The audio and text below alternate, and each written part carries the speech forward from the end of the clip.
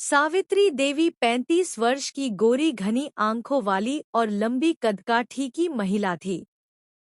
गांव में उनकी इज्जत और दबदबा दोनों थे, पर एक कमी थी, अकेलापन। पति की मौत के बाद उन्होंने खुद को हवेली तक सीमित कर लिया था। शिवा उनके घर का पुराना नौकर जो पहले उसके पिता काम करते थे।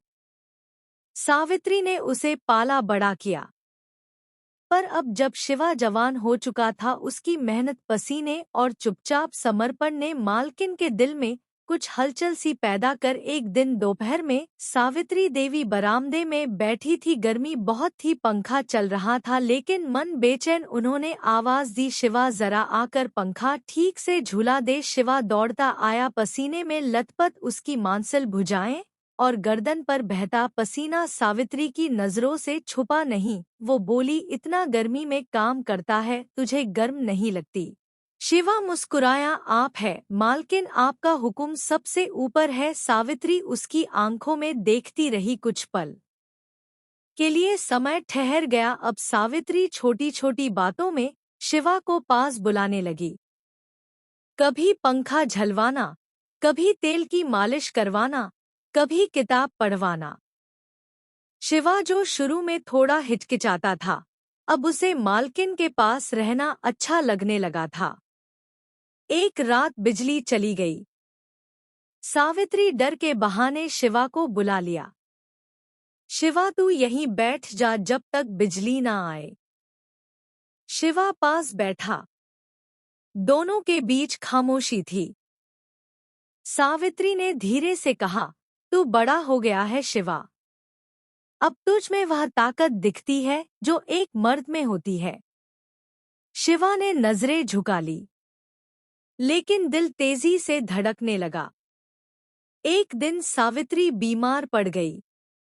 बुखार बहुत था। घर में और कोई नहीं था।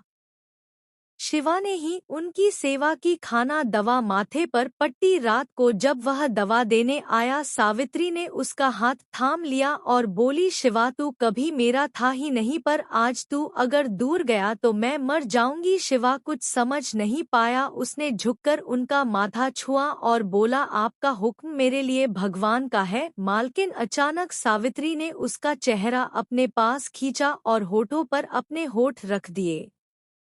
शिवा स्तब्ध था, लेकिन उसने खुद को रोका नहीं। उस रात हवेली के बंद कमरे में दो अकेले दिलों ने एक दूसरे को अपनाया, बिना किसी बंधन, बिना किसी शर्म के।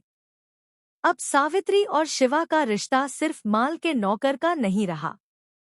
वह उसे हर दिन पास बुलाती, उसके लिए नए कपड़े मंगवाती, उसे सिखाती कि कैसे पढ़ा जाता है, कैसे चलना बोलना चाहिए। गांव में बातें होने लगी, पर सावित्री ने कभी परवाह नहीं की। वो बोली, यह मेरा घर है, मेरा जीवन है और शिवा अब उसका हिस्सा है। एक रात बहुत तेज बारिश हो रही थी। हवेली के पिछवाड़े की दीवार गिर गई। शिवा बाहर गया देखने और घायल हो गया। सावित्री उसे लेकर अंदर आई, पट्टी की और फिर रोते हुए बोली, मुझे अब समझ में आया, तू सिर्फ मेरा नौकर नहीं, तू ही मेरा सहारा है। शिवा ने उसका हाथ थामा और बोला, मैं हमेशा से आपका ही था मालकिन, बस आपको कहने की हिम्मत नहीं थी। दोनों ने उस तूफानी रात में अपने दिल की दीवारें गिरा दी। अब सावित्री और शिवा एक दूसरे के बिना अधूरे थे। सावित्री ने गांव वालों की परवाह करना छोड़ दिया। शिवा को हवेली का देखभाल करता घोषित किया। धीरे धीरे दोनों ने एक जीवन साथ जीने का फैसला लिया, बिना शादी के, बिना समाज की स्वीकृति के, सिर्फ अपने दिल की आवाज सुनकर। लोग आज भी कहते हैं, हवेली की मालकिन ने नौकर से प्यार किया, पर जो जानते हैं वह कहते हैं, प्यार ना ऊंच नीच देखता है, ना जात ना मर्यादा, बस एक नजर, एक स्पर्श और दो दिलों का बंधन बन जाता है।